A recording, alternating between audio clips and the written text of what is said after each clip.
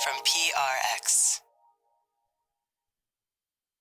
Friends beyond the binary, ladies and gentlemen, boys and girls, it's time for the podcaster who loves podcasts. I guess that's a lot of podcasters.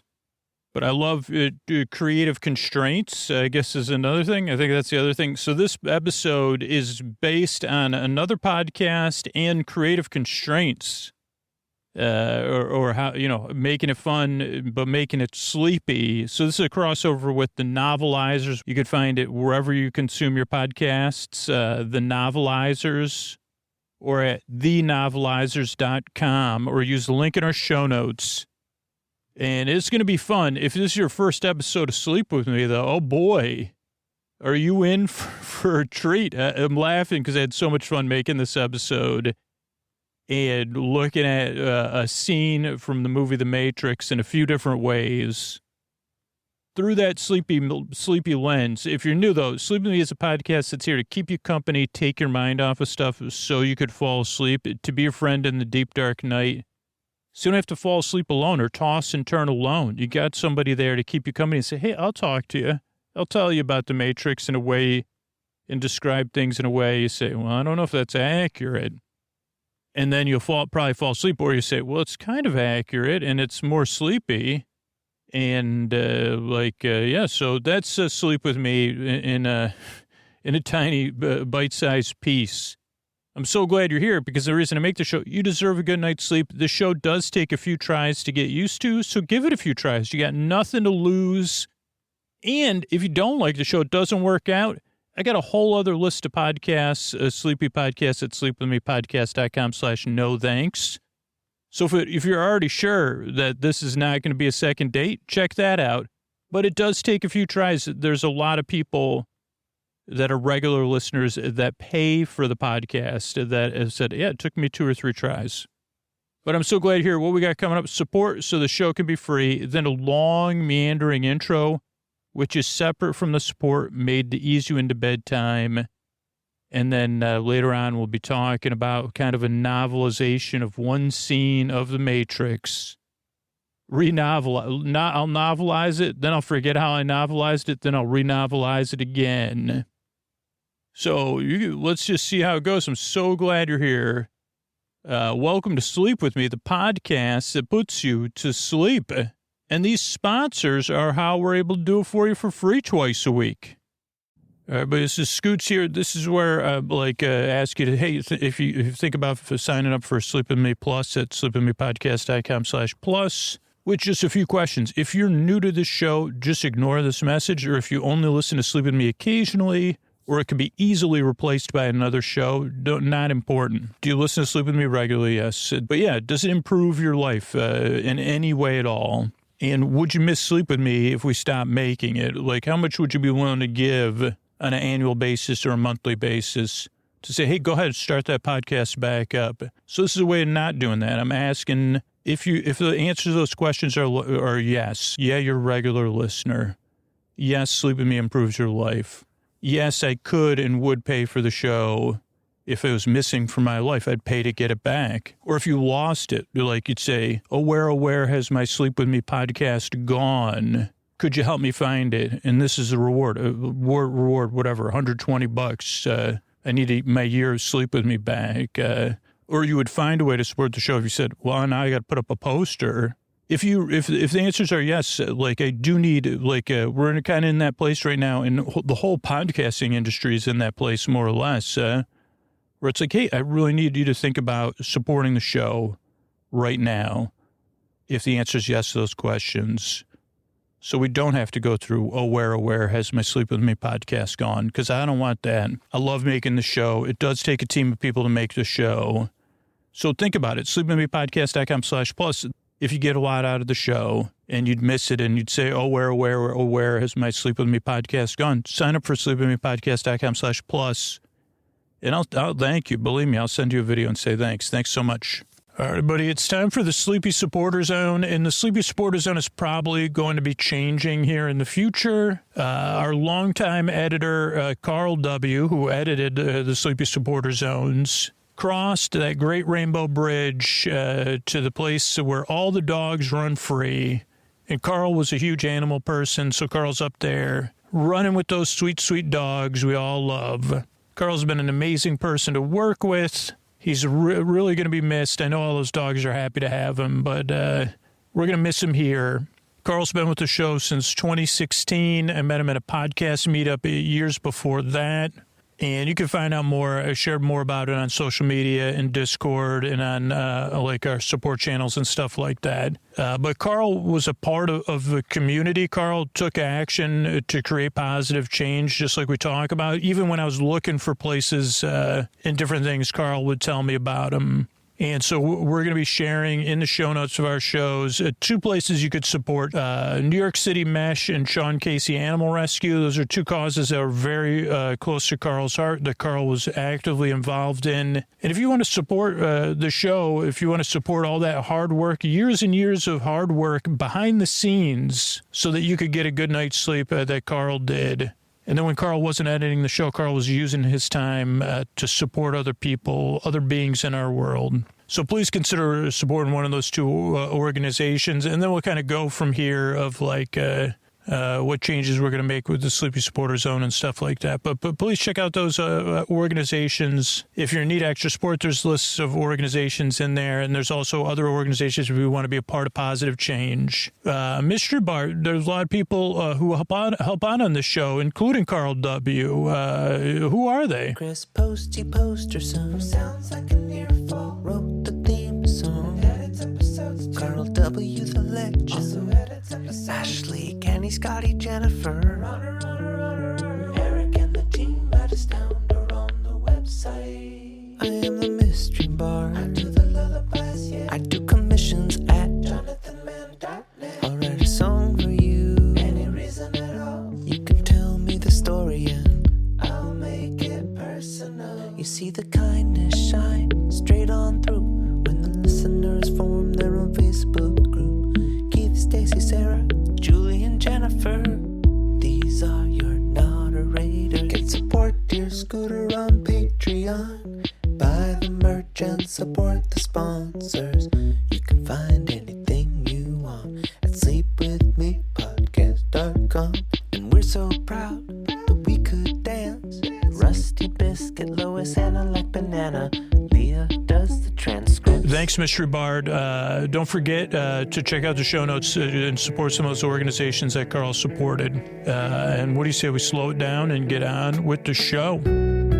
Hey, are you up all night tossing, turning, mind racing, trouble getting to sleep, trouble staying asleep? Well, welcome. This is Sleep With Me, the podcast that puts you to sleep. We do it with a bedtime story. All you need to do is get in bed, turn out the lights, and press play. I'm going to do the rest. What I'm going to attempt to do is create a safe place where you could set aside whatever's keeping you awake. It could be thoughts, like things on your mind, thoughts about the past, the present, the future, thinking thoughts, stuff you're thinking about. I just laugh because overthinking is one of my, it's something I do automatically. I do it automatically, and then I overthink about my overthinking. So it could be thoughts. It could be feelings related to those thoughts, emotions that are left over from the day, or about something coming up, or that are just there. It could be any physical sensations. It could be changes in time, temperature, routine, work schedule. You could have a unique work schedule. Maybe you have something coming up. Maybe you're going through something or going somewhere, or you got guests, whatever it is. I'm so glad to be here to keep you company and take your mind off of stuff. And the reason I go through all that stuff of listing a lot of the things that keep us awake at night is because, well, one, I never realized it until just now, knowing what keeps us awake doesn't necessarily give us the obvious solution. Well, like, it gives other people who give us advice, sleep splainers, like they have the answer. Oh, well, you got to just stop thinking. Okay. Well, I don't know if okay, then why don't you think about something nice then? Just do that, and then you'll sleep. That's what I do. I think about how do dandy my day's going to go the next day. And how Lulu lucky I was to have the day I had. That's what I'm thinking about at bedtime. I say, okay, great. Like, I know what I'll be thinking about at bedtime. It'll be you. Yeah. Thank you for that advice. You just got to choose. Just think about something nice or don't think about anything at all. And the choice is yours. So that's one thing. The one reason I list all that stuff is, well, I don't know if you've gotten feelings. You just got to love. Have you tried, I say, no, you know what? We've tried it all. And sometimes I know why I can't sleep, and sometimes I don't know why I can't sleep. So I couldn't even, I'd probably just tell that person the overthinking anyway. Say, last night I was thinking about nothing. Oh, that's what you got to do. You got to think about something. And, okay, well, I'm not sure. Well, you got to figure out why then. Well, that would involve so I couldn't sleep last night. I don't know why. You better think about that. Well, okay. You really, are you a professional sleep advisor? Because I'm not, oh, no, I'm just in your brain. I'm one of your friends in your brain. Really? One of my friends. Boy, am I lucky to have you in there? Sleep splainer. But, so where was I? I got mixed up. Oh, whatever's keeping you awake. The reason I go through all that really is to let you know, because here's the thing, when we get advice like that, a lot of times it's well-intentioned. It's from people that sleep good, or they're the hero of their own story. They think it's well-intentioned. They don't realize that, at least for me, it makes me feel really lonely. It does hurt in a way, because they say, yeah, because they do, there's an underlying thing there. You're doing it wrong. Or sometimes they just say that you're doing it wrong. You got to think about something sweet, but not too sweet.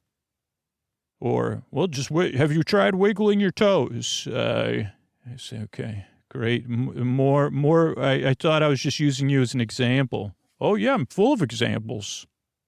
So it just, you know how it feels if you've gotten advice you can't use and they're confident it works for them. And he said, well, I don't know. I just shrugged my shoulder. I said, I appreciate it. Thank you so much. I've got to go.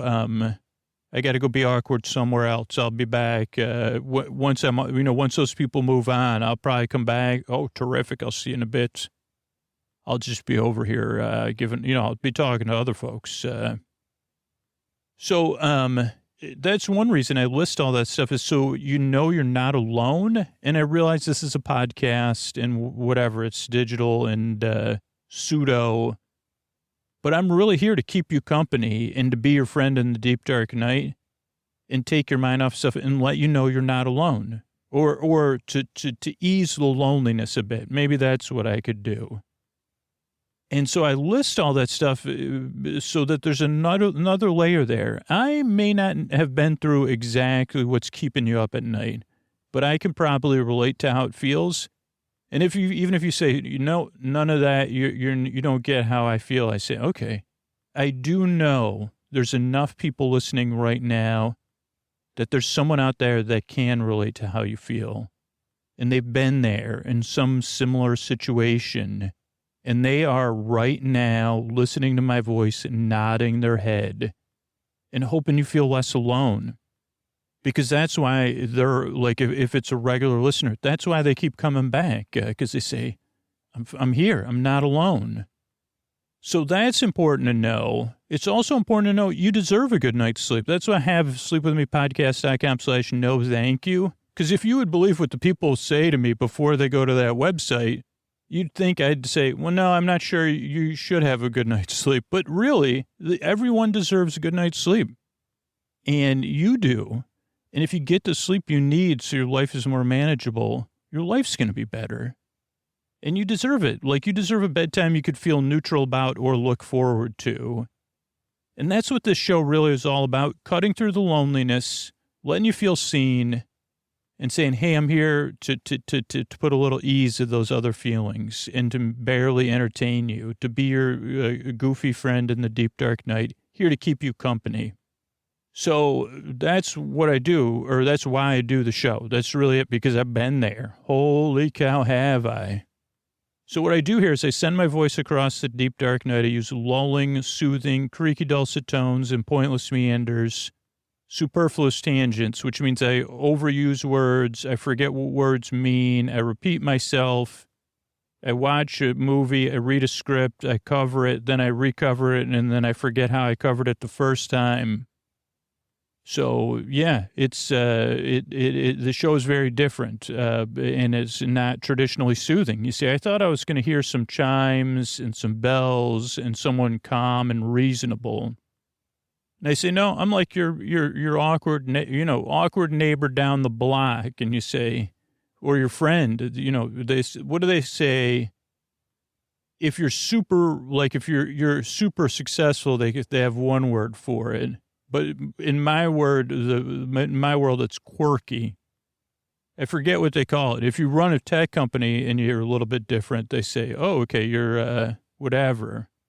They don't, not charming. Some part of my brain, some part of my self-esteem brain they said charming. And I said, no, unfortunately, no. I mean, there is a charm to us, but I've also been doing the show a long, long time. So it's a developed charm. Because I know I'm not alone anymore. I mean, that really is where like you say, Scoots, you're somewhat charming. You're just barely, you have a little bit of charm. And it's that, it really is. I'm not pandering anymore. It really is that. I've learned that from listeners. And I said, oh yeah, I'm not alone with these little facets of my personality. Why can't I think of the word they I don't know. But so... Oh, I go on and on and on. You deserve a good night's sleep. It shows very different. Oh, yeah, it does take a few tries just because if you got here, you probably expected something like that. Someone to say, okay, this is the podcast to put you to sleep. Like I could have done that but I would have only done like 5 or 6 episodes instead of over 1,200 episodes. When this one comes out, yeah, I think it'll be after 1,200. And so... Oh, what else do you need to know? Thanks, Producer Brain. Okay, so a couple things to know. Other than it takes a few tries, most people don't like the show on the first try. This podcast is one you just barely listen to. You could have figured that one out on your own. You just kind of barely listen. It's elevated background noise or like the chattering of a friend who doesn't expect you to listen. You call your friend, you say, hey, tell me everything about... You know that box full of collectibles you have? Oh, do I? Can you go through that box? But I'm not going to listen to you. Or, you know how every day you want to tell me about your favorite comic book and the plot of that funny comic? Oh, yeah. Oh, I can't wait to tell you more about, that adventure. Oh, yeah. And you just say, okay, could you do that now? I'm going to fall asleep while you do it, but it's only because I love you. So, like, you got a funny way of showing it. Yeah, I know, but what can I say? I think it'll work to put me to sleep. That's the genesis of the podcast. That's really what you hear. I'm here because in a social compact situation that for some reason is unacceptable, as ideal as it would be. You see, could you do that for 8 hours? You say, I thought we were friends. This feels very transactional. And they said, well, it's actually not. Well, it's just a withdrawal, actually. There's no I mean, I guess that's the transaction. It's only a withdrawal. I mean, it's a withdrawal from so with Sleep With Me, it's a little bit different, right? I can do this because it's a podcast. So it's a podcast you do, like a TV's on in the other room would be another example, or out of focus picture. The other thing to know is I'm not actually here to put you to sleep. I'm here to keep you company while you fall asleep. There's people who are listening who can't sleep at all or who need a break during the day. There's a reason the show is over an hour. It's because there's no pressure to fall asleep. I'm going to be here. I'm going to be here to the very end. You could listen to episode after episode if you need company in the deep, dark night. That's what I'm here for, to keep you company whether you're awake or asleep, whether you're listening or not. To take your mind off of stuff, whatever time of day it is. And I'm here to be your boar friend, your boar bae, your boar sib, your boar bud, your boar burr, your neighbor, your boar bee, your boars, your boar bruh, your boar friend. You like to keep you company. But you don't have, this is a great thing. You say, oh, my boar friend don't need anything. Like I could support the show or whatever, but I don't have to. And plus, there's over 600 episodes. So if I needed 600 hours, I could do that.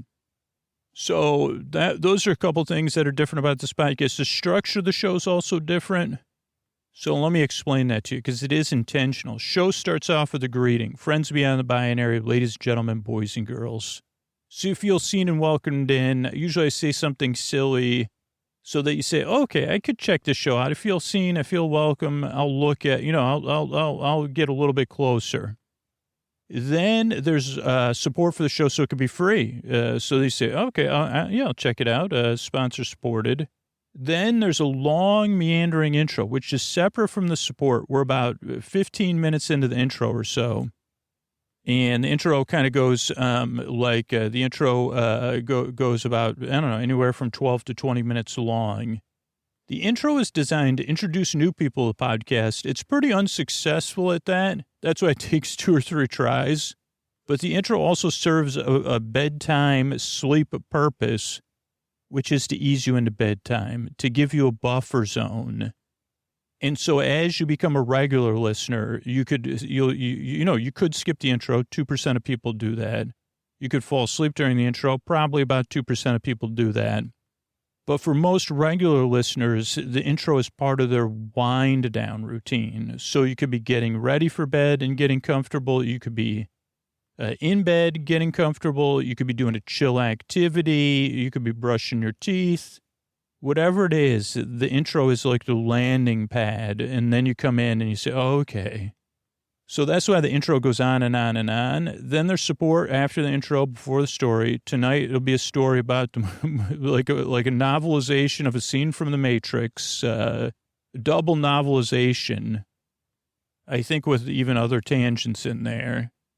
So if you've ever wanted to be if you found The Matrix confusing, just wait till you hear my double novelization of it. You'll sleep right through it. You wouldn't, if you couldn't fall asleep to The Matrix, which probably would have been hard to. Try. This may put you to sleep. Hopefully it will, or keep you company. So that's the story, bedtime story. And if you're new, there's we release shows, a variety of shows, so that you have a variety of things to choose from. So as you become a regular listener, the majority of people just listen to stuff kind of sequentially. But a lot of people, especially people that support the show, they pick their favorites and make playlists and stuff like that. So see how it goes. That's all I'm asking. Just see how it goes, because you deserve it. You deserve a bedtime where you could get some rest and a friend in the deep, dark night, even if it's not me. So I'm glad you're here. I work really hard. I earn a nice strive, and I really hope I can help you fall asleep. Thanks again for coming by. And here's a couple of ways I can do this for you for free twice a week.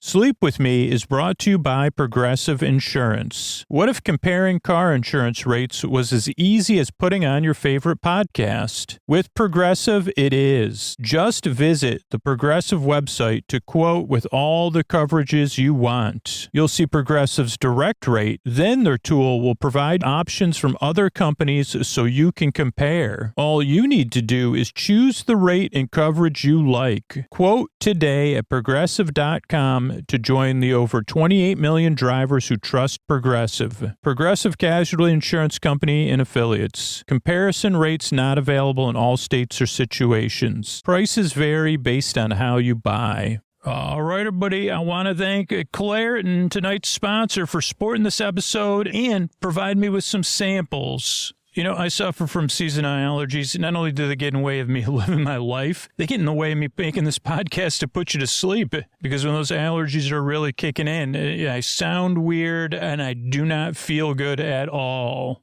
Luckily, for those of us who live with the symptoms of allergies, we can live Claritin Clear with Claritin D. The double action combination of prescription strength allergy medicine and the best decongestant available relieves sneezing, a runny nose, itchy and watery eyes, an itchy nose and throat, and sinus congestion and pressure with ease. And that's what I like about Claritin D. It covers all those bases For me, I love the relief from the runny nose and the sinus pressure. Holy cow. Those two things combined, I'm like the worst two symptoms I have at the exact same time. So I love the relief Claritin brings. And I've been taking Claritin D this spring for this allergy season. And it's been a game changer because I can go out on my runs and on my trail runs and not have to worry about, am I going to be able to record the podcast tomorrow? Because my nose is running and my sinuses are clogged. Ready to live life as if you don't have allergies? It's time to live Claritin Clear. Fast and powerful relief is just a quick trip away. Find Claritin D at the pharmacy counter. Ask for Claritin D at your local pharmacy counter. You don't even need a prescription. Go to Claritin.com right now for a discount so you can live Claritin Clear. Use as directed. Thanks, everybody. Everybody, this is Scoots here. This is a interesting episode. It is a crossover episode, an experimental episode, behind-the-scenes episode, all rolled up into one. I'm doing a crossover with the podcast, The Novelizers, which you probably heard in earlier me talking about it. The Novelizers, classic films novelized by people that like TV comedy writers and other people, and narrated by your favorite comics and actors. And they've done some classics. They did season 1 was Star Trek II, The Wrath of Khan, and they had a lot of great people: Wayne Brady, Patton Oswalt, Rachel Bloom, J.K. Simmons, Felicia Day, Chrissy Chong, Ira Glass, and many more. And I appreciate Stephen, who reached out to me to say, hey, what if you could be a part of this? So what I'm supposed to do is the writing part, which I realized, hey, I do my best writing in sleep with me form. And they said, what a great podcast. So let's do a promotional, we could do a crossover to promote the podcast and maybe make a little bit extra content around it. So I get to choose, and it was a tough choice between, for season 3, I think it's going to be The Matrix. And the great part is part of The Matrix I got to choose was a kind of a dream sequence. But so we're supposed to novelize it, right? So I figure what I'll do here is, I'm going to go through the script that I have and kind of look through it and kind of read it and just see. Then try to, as I'm reading the script, see what's ready for novelization. And then I'll watch the episode or have the episode run while I'm talking. And then probably try to come up with a finished product because it shouldn't be 50 minutes like this episode. Ideally, it'd be around 50 minutes, right? I think it's only 8 pages. So it should be around 8 minutes or 8 to 10 minutes long. But we'll see. So this is fun. So, of course, I didn't write down where it's supposed to start up. But this happens in a part of the movie early on, and where Agent Smith, our favorite friendly person, is saying, Mr. Anderson, you say, I don't know what magic you're weaving, Hugo, but I hope that's your actual name.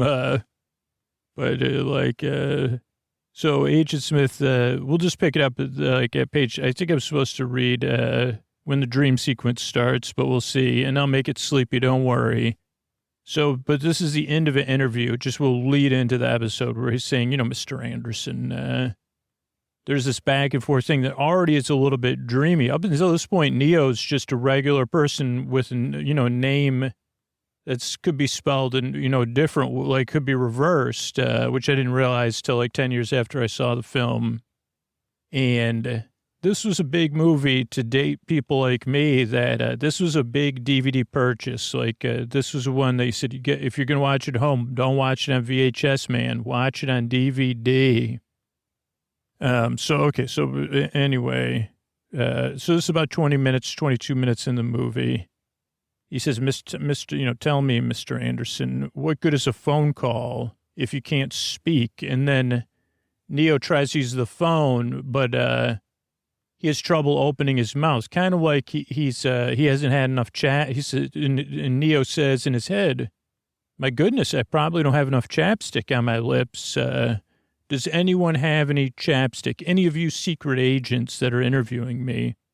And according to the script, that makes Neo feel slightly uncomfortable. And then he says, because of the fact that his lips feel like they need extra lubrication, his jaw tightens.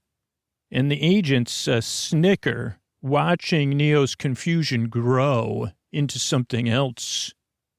Where he says, what are they going to sell me? What is this, some sort of situation? They say, oh, yeah, you could get it from the vending machine. Different brands of lip balms are, but they're $20.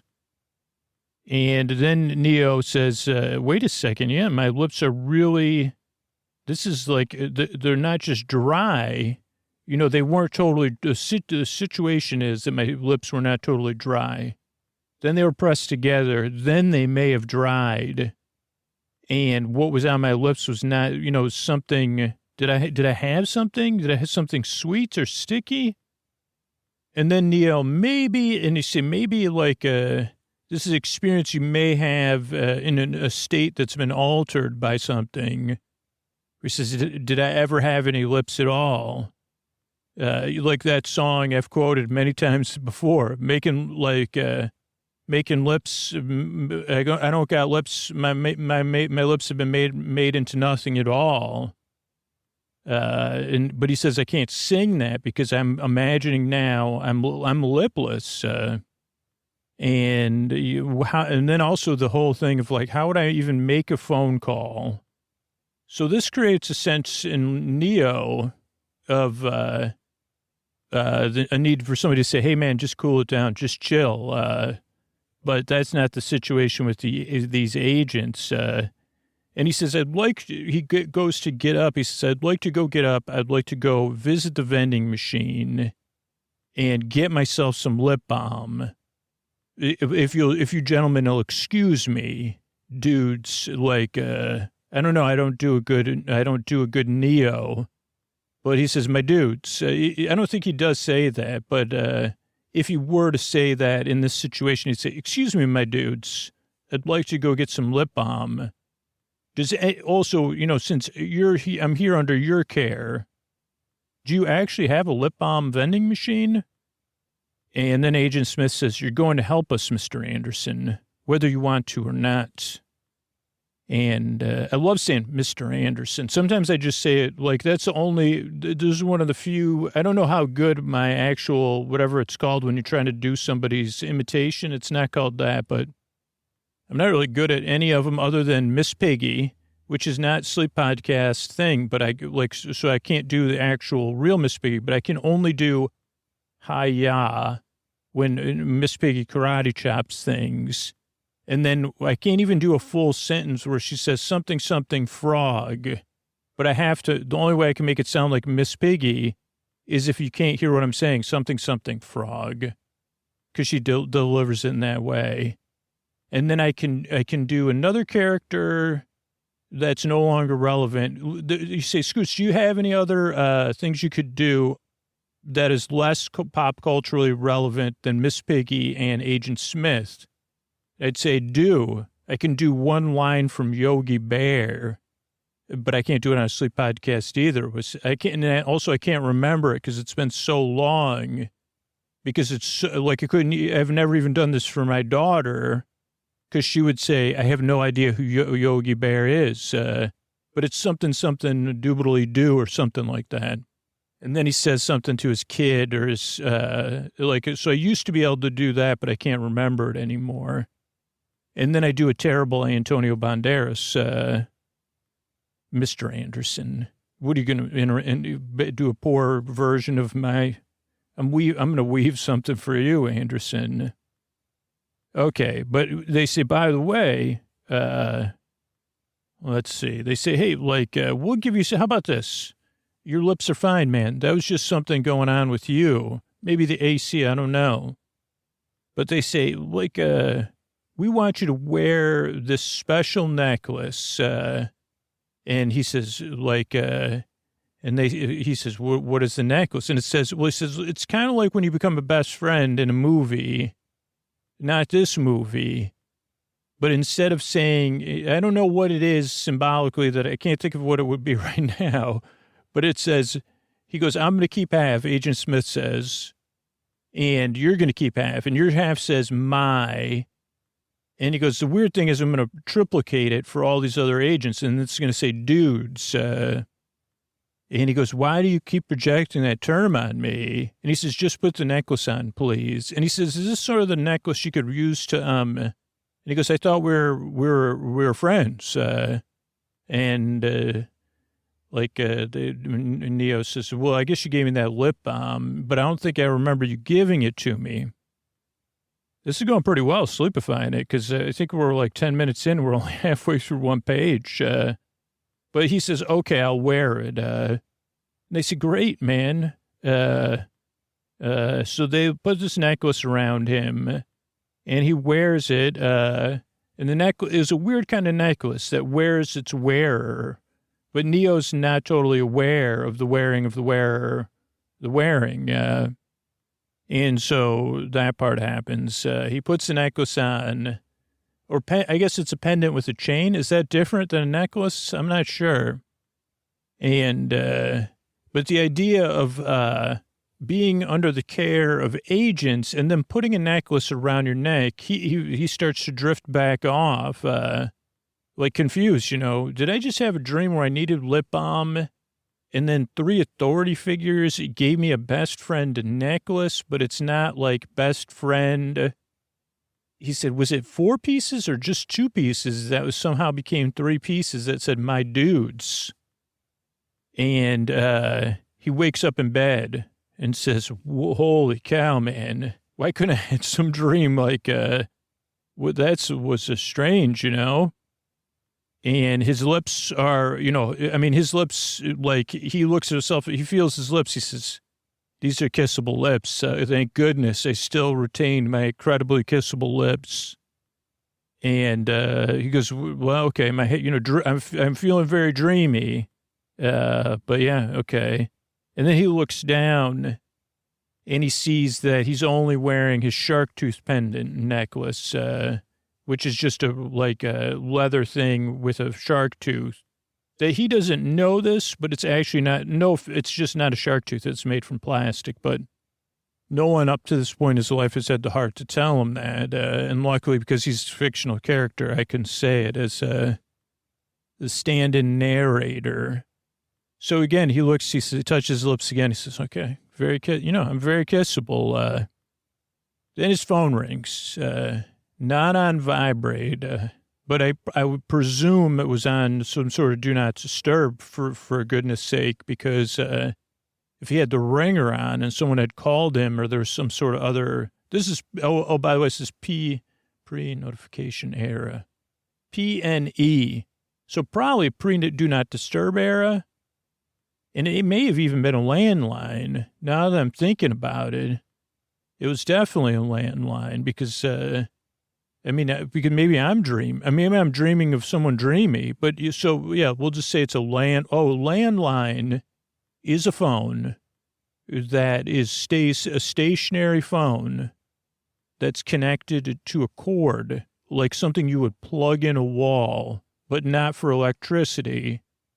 It goes into a separate wall called a phone cord, which connects your phone to the phone port, or I don't know. You used to have to pay someone, if you moved into an apartment, sometimes you'd have to pay someone to put one of these in or turn it on. And you plug it into the wall. Then you have then you have to turn on the service, just like the other thing. Back then, you didn't get your phone only did one thing, or no, 2, I guess, made calls and received calls. Okay, so his phone rings, a landline. He says, okay, my phone's ringing. Keeps ringing, though, because he's still in a state of waking up, I guess. And he says, I got to go get this phone, man. And he answers the phone, but he doesn't say anything because he says he's still thinking about, he's using he says, do I still have this, whatever, chiseled jaw and kissable lips or not? Was that really a dream?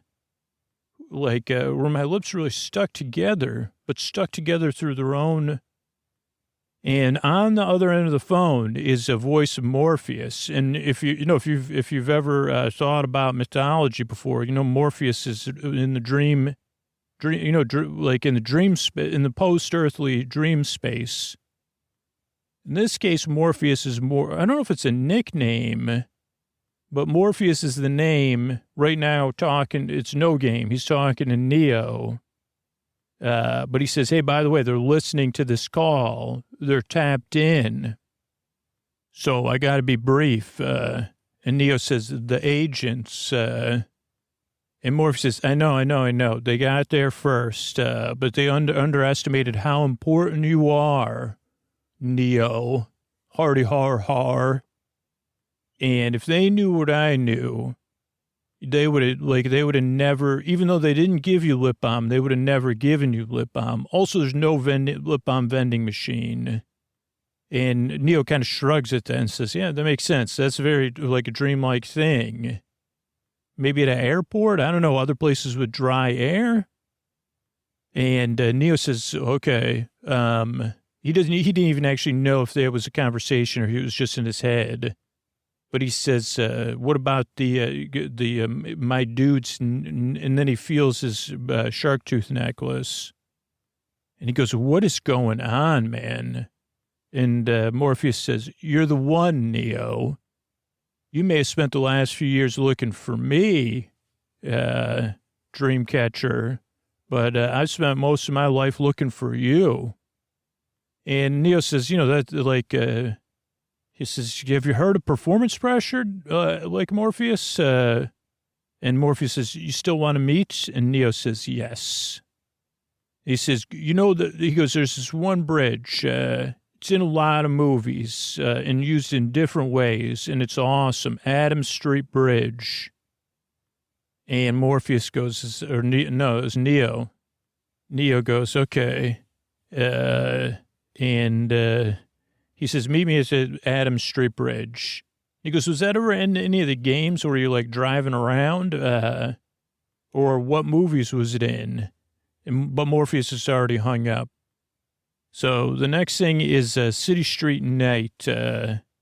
It's like just like there used to be a song that was made into a song for commercials about being just past midnight or half past midnight. Maybe it was on the show Miami Vice. That doesn't have to do with anything, though, but it's just past the middle of the night, the time when it seems like there are no rules, that everybody's up to something. That's what my Nana would, oh, boy, nothing good happens after 9 p.m. That's the time to be in bed. Nothing good could possibly come, put on your lip balm and go to bed. You wouldn't be dreaming of lip balm vending machines. Who dreams of that?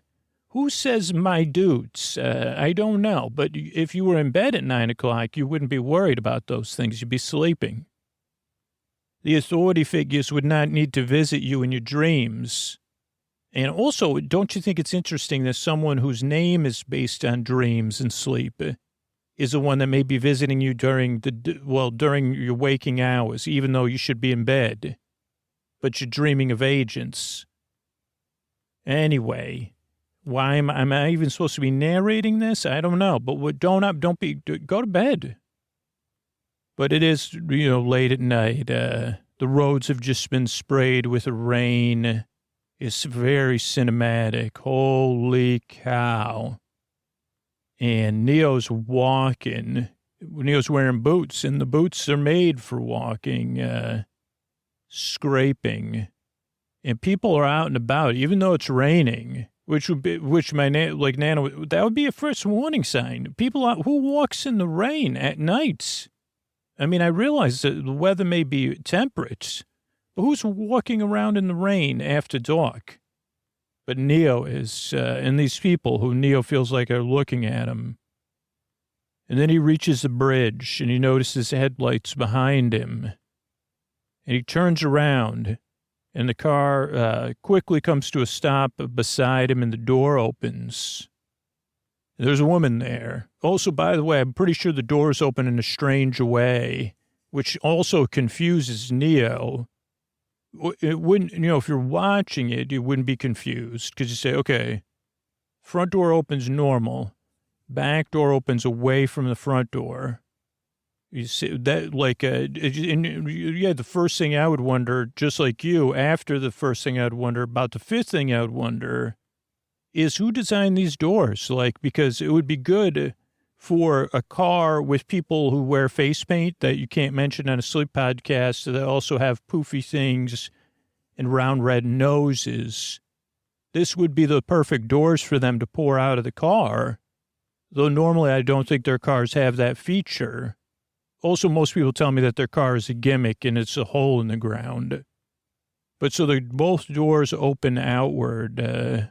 It's a car, you say, I want a car whose doors open like French doors. Well, that's going to be $15,000 extra, and you'll never be able to get it fixed. But will it look cool? Yes, probably. I mean, if you have someone like Trinity who says to Neo, get in, and there's someone behind the wheel, they're APOC, and that's APOC. APOC's a sizable individual. Beside APOC is Switch, and Switch was obviously tuned in to Neo's dreams because Switch is holding a hair dryer, blow dryer, but it must be battery powered because she just pulls it a little bit and it goes, woo. She's pointing at Neo's lips, and also the windshield wipers are going. The rain's outside of the car, so we have extra layers of sound and whatever that's called, kinetic motion. And Neo obviously says, what? And Trinity says, it's necessary, Neo. We have to be sure. And he says, be sure about what? And she says, be sure from you. And she takes this thing. It was very complicated, like overly complicated. My only opinion, I know I'm not supposed to break from the story here, but basically what she needs to do is remove the necklace from Neo. Now, what Neo doesn't know is that his shark tooth necklace, that he thinks is his shark tooth necklace from his youth, is actually the same. It is the My Dude's necklace from his dream, which is just its sole purpose is to keep track of him. It's got some sort of tracker within the shark tooth. He still thinks that once upon a time when he was a lad, he was swimming around in the seas and found a shark tooth and then put it on a piece of leather and put it, it's one of those memories he has. But just to make it more cinematic, instead of just using scissors or untying it, a super high-tech device with scanners and all sorts of stuff, and it does like an X-ray and like a chemical analysis right in front of Neo. Like it's a whole like briefcase. I mean, talk about investments, like some sort of like a groundbreaking thing that can analyze pendants or necklaces or other small wearables. So it gives a chemical breakdown, whatever. I don't know what plastic's made of, but maybe it even displays. I don't know. It definitely does. It displays it first in the chemicals and it says, AKA plastic, 100%. And then even just so Neo, they make sure Neo gets it 0% shark tooth. Then it shows within it tracker, for tracking. Then also says undiscovered faint, spiritual image, and then it even shows the other half dudes, which is probably how they track him. And she looks at this whole thing, and then takes it off. I mean, this looks like the kind of thing, I don't know what else you'd use it for. I mean, high-tech stuff, and so she clips the necklace off, but it has laser, like it has like a bunch of sound effects. It has to spin up, green neon. And then he clips the thing. Then he goes, that's my shark tooth necklace. Then he even lets slip my dudes, and everybody looks at him. And she goes, didn't read the readout again, Neo. It's 100% plastic with a tracker inside. And Neo says, I can't believe, he just forget this whole thing, man. Hey, do you understand that this is the part I didn't have time to go on a tangent for in the middle of a 10-minute tangent from 1 minute scene. But he does go into a slight thing about, he did fill us in the backstory about how, like, it became I guess it would look like him as a little kid swimming. And even some of the characters, I'm not sure which one, Switch or APOC, they get a little misty-eyed because it's such a beautiful memory. Because maybe even said, I was afraid to swim. And it was once I overcame my fear to swim, I was afraid of, what was in the water. And I saw her, one day I would not just swim, but I would swim on the, swim. And I would, and then that day, and then, somebody whose approval I could never meet. And I found two tooths. Maybe that's who taught him to use the term "my dudes." I don't know, it's an older figure in his imaginary life, but no one has the heart to tell him this right now. And even the fact that he's seeing the chemical analysis of the shark tooth, that it's not a shark tooth. And, they like maybe even to further break it, she brings up, you could buy 800 of those for 0.4 cents each in bulk right now, Neo. But he says, I'm not so sure about this. And Switch says, stop the car. And then Switch says, listen up, kid. We don't got time for these shark tooth memories. We got one rule here from now on out, our way or the highway. And Neil goes, that's fine, because first of all, it's confused. So it's our way, not your way or the highway, but we're on a street. And he starts to open the door. And Trinity says, Neo, you got to trust me. And he goes, why should I trust you? Like, what? And Trinity says, Neo, you've already been there. You already know that road. You already know where it ends. And, of course, there could be a side thing where Neo takes it literally, says, yeah, well, that's 14th, and then I take a right, But instead, we catch that sweet, sweet jaw and those kissable lips, the rain, the street lights, looking out the window. We're seeing things through Trinity's eyes almost, and Trinity says, I know that's not where you want to be. And Neo closes the door. And the car's back in motion now. And not only was, if it was strange enough that the doors open in a way, that's not familiar to us, except in, areas where you say time travel. What other cars door, espionage, time travel, video games, super rich people, and, other things. I don't know where else, aspirational car ownership. If that wasn't strange enough, the fact that the streetlights as the car starts to move kind of seem a little bit green in the tinge. And if Neo really could listen beyond the raindrops, you'd feel a slight hum, like a noise that's comforting, like a couple notes. They kind of feel like synthesized brass, but in the best possible way. That way I can't do it justice because I don't know what I'm talking about. So, okay, so now I guess we're back. So the car's moving. His shark tooth necklace is gone. And they head off into the night. The car keeps going. So I'll be right back, everybody. I mean, instantaneously. And we'll look at the actual images. Then we'll see. But I don't know. That's pretty tangential. Okay, so everybody, this is your buddy Scoots again. And what I'm going to try to do here is I just watched the scene and took notes. I was going to watch it while we're in the studio, but because of the multiple layers of logging in, it's not important anyway. I think this will be better because it made me really focus on some stuff.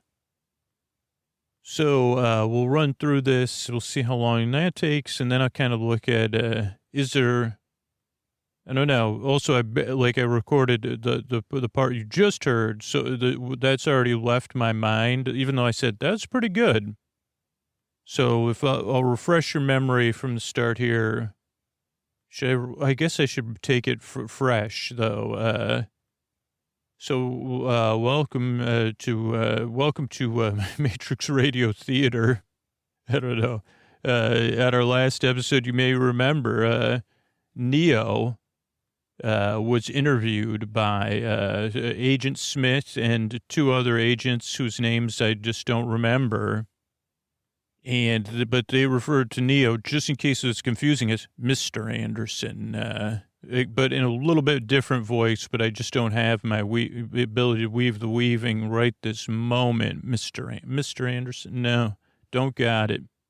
Mr. Anderson, nope, I still don't got it, but that's fine, because Neo was interviewed by them. And probably most importantly, as you remember, they said, we're going to give you a tadpole to keep, or maybe I said something else earlier, but now as I recall it, it was a tadpole. And Neo said, what do you mean? And they said, well, this is strange. Don't worry, it'll make more sense and less sense in a few short seconds. But we're going to give you a tadpole that lives in your armpit hair.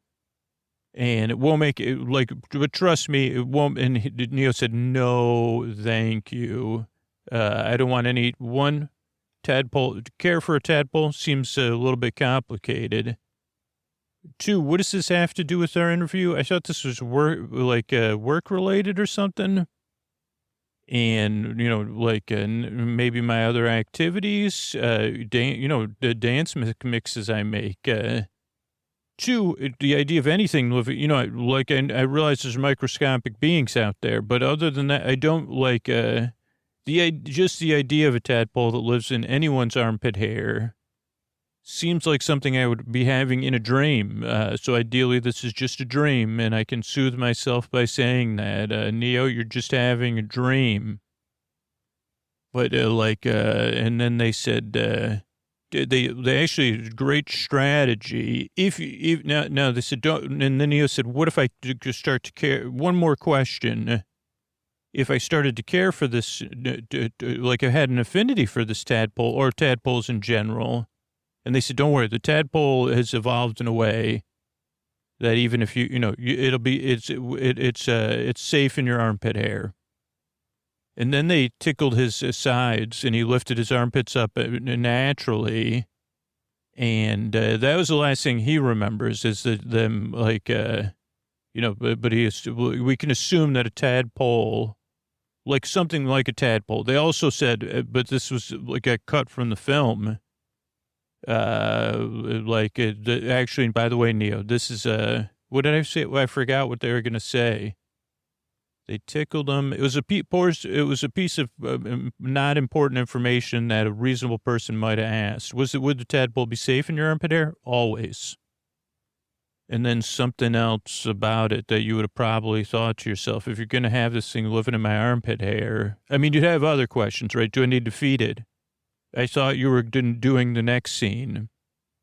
I don't know. There was one more question, but the answer already escapes me that Neo would have asked before he fell asleep. I don't know. Also, great question. Would Neo name the tadpole in his armpit hair? I don't know. But so Neo wakes, but then it's just a dream, Neo. It's just a dream. Oh, another question. Audience members might. Was it very cute when he giggled when he was tickled? Yes, very cute.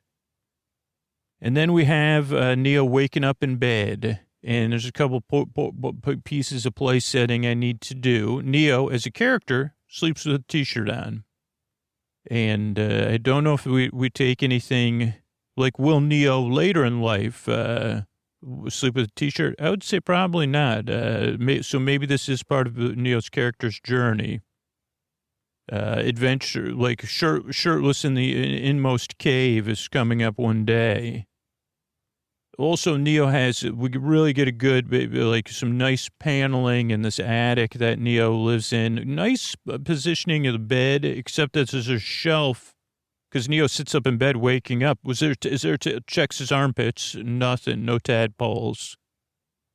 I guess it does, like he pulled his, how did he check his armpits? Great question. I just saw it. I just realized he pulled his shirt collar and looked in his armpits, which if you're going to check your armpits, probably not the best way to get a full accounting of what, but he almost, there's a shelf above his bed, one of those hanging wall shelves. I don't know if anybody has one of those in their home. Don't recommend them. They don't hold anything. Unless you have some sort of a person in your house that's so useful and they know where studs are and that kind of stuff. But also don't put them near your bed, because what if you moved around even more?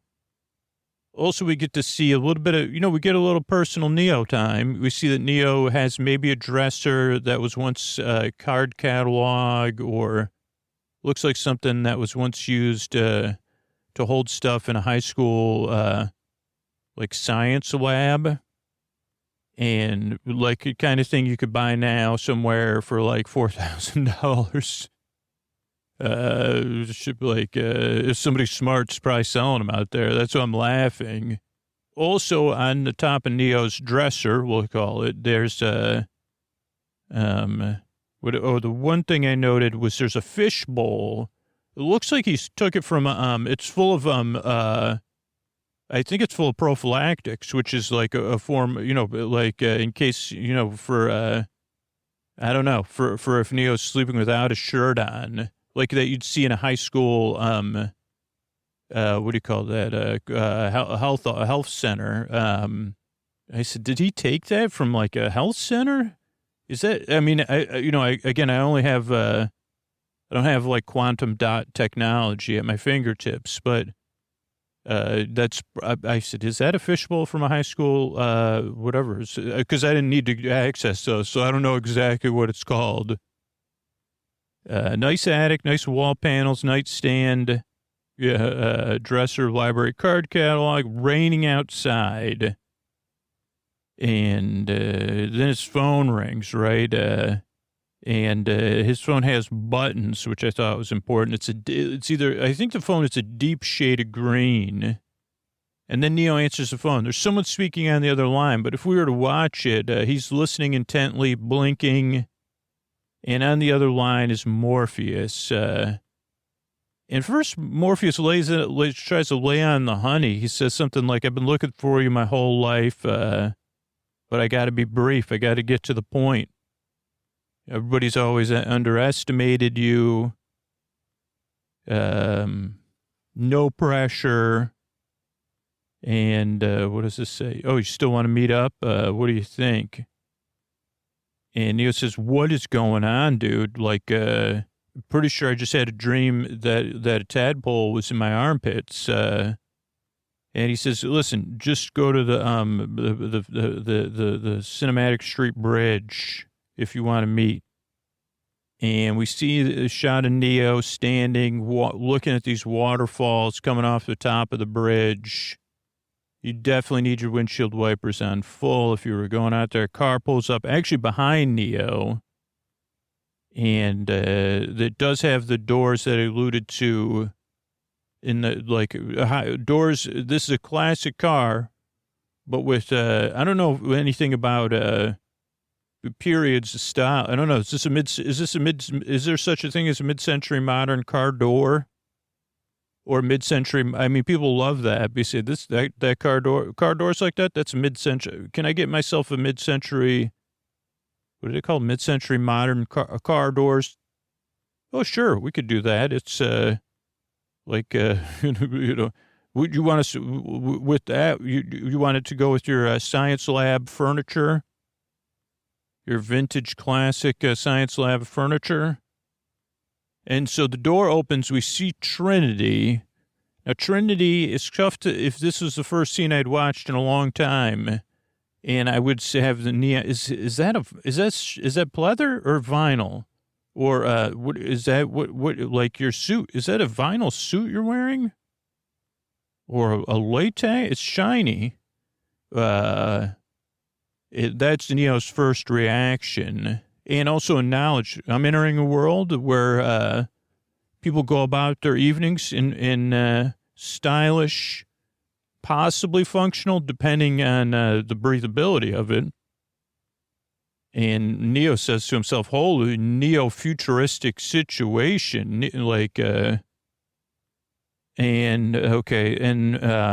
that's Trinity. Trinity says, get in the car. And he gets in the car, and also we see a car's got some cool lights. If you wanted to do, I don't know if those go on individually, if you wanted to do some reading, if you're in the back seat as a passenger.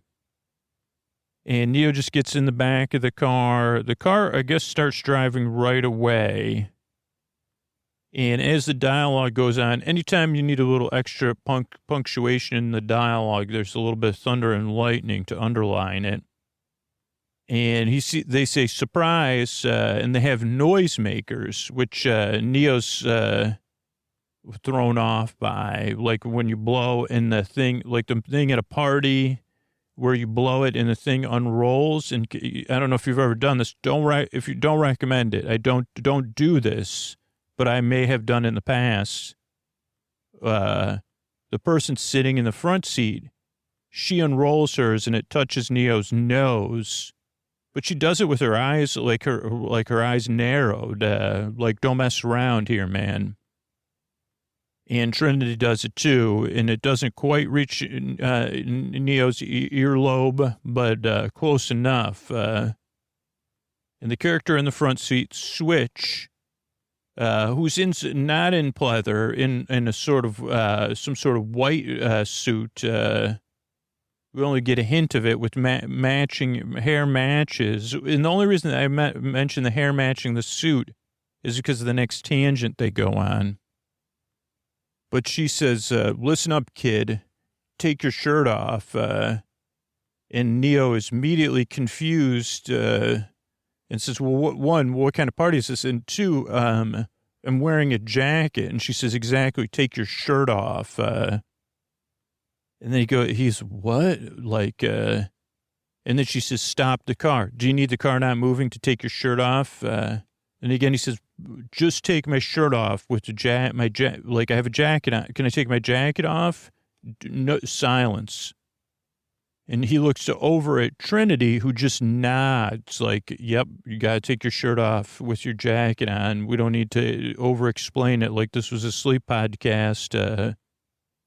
And again, he gets this blank look, which, I mean, relatably, anybody would. But then Switch says, listen up, Copper Top. And she starts to keep talking, but Neo is so confused by that reference. And so was I until just this time when I said, holy cow, how many times have I watched The Matrix and I never caught this piece of dialogue? But Neo totally misses it. And he says, did you just call me Carrot Top? Do like Carrot Top, like he holds his hand towards his head. I don't even know if Carrot Top was a celebrity in this, like I guess Carrot Top would have been a celebrity in Neo's world, at least. So he says Carrot Top, like Carrot Top, and she says Copper Top. It's and then she says, by the way, you interrupted me. I was saying it's either you can take your shirt off or you can hit the road. And Neo says, fine. And he says, I'm not going to be, what is this, some sort of like joining your club thing? You blow like noisemakers at me, and then I'm going to take my shirt off with my jacket on. Then I'm going to get caught up in my jacket. But realistically, I don't even know how I'd do that without my jacket falling off while I'm taking my shirt off. So, yeah, no, I'm not going to do these, this is like the equivalent of a reindeer game, I believe. And so he says, fine. And then Trinity says, wait, Neo, come on. Come on, please. Trust me, Trinity says, trust me. You could earn your own futuristic outfit. And it was just, never mind, just pull your shirt up. And then she plugs something into the cigarette lighter, and Neo says, there's no way that's going to blow this car is old. There's no way that she has this giant device that I probably referred to in my other read-through. And Neo says, there's no way that device is not going to blow out the fuse for he goes, and the person driving, APOC, I believe, says, dude, listen to the car. And everybody falls silent. And you hear this, you realize the car is a piece of sweet, sweet technology. That's like even more, like we say, I want an electric car, like that's mid-century modern, or, you know, and also has those cool doors. And, you know, where I can use all my devices, especially super, high tech ones. But just the sound of the car, you know, it's in a movie, not a sleep podcast, or a novelization or whatever, would have filled it in. That sound of a car, like somewhere between a whine and a hum. More pleasant on the ears than a whine, but more high tech than a hum. But Trinity says, don't worry. And Neo says, what is this thing? And she goes, it's like an armpit hair comber, brusher. Like, kind of like one of those things where she goes, do you have a dog? And Neo goes, no, but I'm familiar with dogs. I love them. And somebody up front, I don't know who says, I'm a cat person. I don't know who said it, though. I'm not going to say if it was Switch or APOC. You can make it, because it's unspecified, an unspecified voice, because there's so much thunder and lightning, and it's just just a throwaway line. But, you know, Copper Top was not a throwaway line. Would have thought it was. But it's a seed planted, and he goes, wait a second, like, so she extends this thing, and it's very high tech. It looks like the kind of thing, like if you, like drop something that's got little grabby hands, but like they're coated with some sort of like nice stuff, like some sort of like, I don't know, soft material. And Neo goes, is this going to tickle? And Trinity says a bit, this is like, there's a somewhat extended sequence because, as you could imagine, this was difficult. I mean, they do make eye contact during multiple times. And this was one of my favorite parts of the thing, because everyone's trying to stifle giggles. APOC even has to pull over. And, you know, in the extra extended version, it's really good because you see both APOC and Switch, I don't know. I mean, I think there maybe even were outtakes of this, like bursting into laughter, holding into laughter. And I think, I mean, maybe in imaginary interviews, the cast even said, this really brought us together. Wish we would have done this on the first day. Because Trinity's got this device combing through Neo's armpit hair. And she keeps saying, sit still, come on. And he, you know, he's trying, don't laugh, just sit still, just breathe through your nose. And Neo's trying to not laugh. Also has his shirt pulled up, almost over his head. Still has his jacket on, by the way, I guess, because Trinity's got a good angle. And this thing has like a pen light on it. And that's just like a really great, I don't know, like an amuse-bouche or whatever, a little bit of a pillow softener, seeing him squirming around, giggling, fighting off giggles, her giggling. Well, moment of levity. I think that's the right phrase I was looking for. And eventually she gets the tadpole out, and they pull up to a pond called Tadpole Pond, which leads to the assumption that it's perfectly good to drop the tadpole in the pond. So he goes, there really was a tadpole in my armpit hair. And she goes, well, maybe one day you could write a song about it. And he says, okay. And then they drive off into the night. And then we see, the next thing we see is stairways, and you say, you know, due to my limited knowledge of mid-century modern, you say, I don't know about, this is the kind of apartment building that I like seeing on film. But I don't know if I'd want to live there. Or like it's a staircases going up. There's checkered flooring, the big square checkers, black and white squares. So you say, okay, that's a mood, wallpaper. And the mood is so thick, you can smell it. You could smell the mood. It's musty. It's plastery. It's a little bit moist, but it's also pouring rain outside. But you say, but there's something about this that's not bad compared to, walking through some ultra modern, ceilings are higher. There's more. It's airy, man. And I'm not sure if I like it or I don't, but I know I have nostalgia for it either way. And they pause outside the door, and there's nice light fixtures along the wallpaper. And it's the kind of wallpaper you'd want to touch. You'd want to touch your fingers and feel the different things. And you'd even maybe, like, there was a comedian once, Jerry Seinfeld, said, wallpaper, what happened with that? People used to paper their walls. I don't know. I don't do a Jerry Seinfeld, but I said, who would make an observational comment about wallpaper at this inopportune moment in the 90s? And that's who I thought of. But, I mean, this is more about the textures and the layers. And it's Trinity, who's rubbing her finger on the wallpaper. There's a velvety part of the wall. A good wallpaper uses like a velvety part sometimes when it's appropriate for the room or the hallway and the mood, which is this one it is. Looks at Neo. And she says, before you go in, there's two things. One, try to be honest. Two, do not ask him about his glasses. Neo says, what? She goes, don't ask him why he's wearing or any of us wearing sunglasses indoors at nighttime.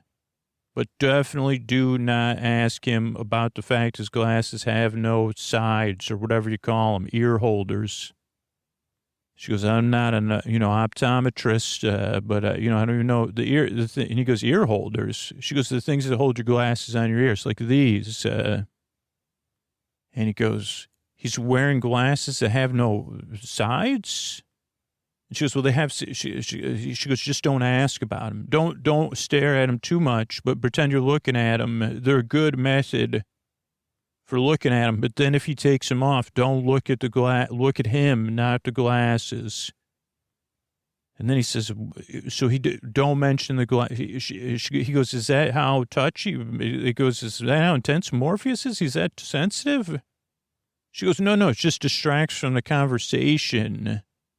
And everybody's asked, like, if you're, like, I guess I shouldn't be telling you this. She goes, I asked about the glasses.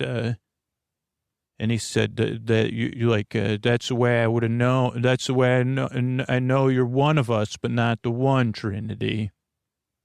And he chuckled lovingly. And I guess I shouldn't have even told you, but, and Neil goes, thank you. And then he shakes his head again. And I think he just says it to glasses with no sides. What kind of world am I in now? And with that, he prepares to cross the threshold, which will be coming soon to your earbuds, your sweet, sweet ears. Whether you take your glasses, don't worry. There's no such thing as, by the way, no such thing as tadpoles in your armpits, except for, one of the Emmett Otter jug band songs that was never published. But that was more about swimming in ponds than, science fiction, neo-noir, whatever. So, yeah, that's it. Good night, everybody. All right, I want to thank everybody that became a patron recently. I want to thank Kelly, Bishop, and Marco. Thank you. Thanks, and good night, Nick, Lauren, and Claire. Thank you. Thanks, and good night. Chris, Eva, and Krista. Thanks, and good night. Matthew, Robin, and Katie. Thank you. Thanks, good night. Claudette, Tim, and Robin. Thank you. Thanks, and good night. Danielle, Katie, and Carolyn. Thanks, and good night. Holly, Ann, and LDH. Thank you. Thanks, and good night. Garrett, Hayden, and Annalise. Thank you. Thanks, good night. And Will, Jordan, and Jonathan. Thank you. Thanks, and good night. Thanks, everybody who supports the show directly through paying for a free podcast, for what you get out of it, and for the bonus content, whether it's ad-free episodes, story-only episodes, all intro episodes. bonus shows, compilations, access all the way back to the beginning. But yeah, it's an honor to make this show, and it's I just really appreciate the fact that people do it. Right now is around when I'm about to record episode 1200. This is coming up, so I'm thinking a lot about it. 10 years, 1200 episodes. So I really appreciate it. And what else? People that support sponsors and let me know about it, and people that support the show for free. And be sure, if you spread the word about the podcast, whether it's in person, online, you find a new listener, let me know about it. And I'll be sure to thank you. So you fill out the form at sleepwithmepodcast.com/sponsors, because I couldn't do it without you. So thank you so much. And here's either Tuck You In, Spencer, or Scoots. That's how we're now at 600 ad-supported shows available free to anybody. So you can make your playlist your favorites or listen over and over again. Thanks. All right, everybody. It is time to talk about the mattress I sleep in nightly. And tonight's sponsor, Helix. Helix Sleep. Take that quiz at helixsleep.com/sleep. And oh, how do I love my Helix. And not only do I love my Helix, my family members love their Helix. I just stayed at a family member's house, and I saw my nephew Daniel had a Helix. I believe his parents have a Helix Sleep too. So it's just so refreshing to know that I'm not the only one enjoying sleeping on mine. But each one of us is different, right? And that's why Helix offers 20 unique mattresses, including the award-winning Luxe Collection and the newly released Helix Elite Collection. There's mattresses for big and tall sleepers, even a mattress made just for kids. And the way you know which mattress is going to be best for you, the way you sleep, and your body is to take the Helix Sleep quiz and find your perfect mattress in under 2 minutes. That's helixsleep.com/sleep.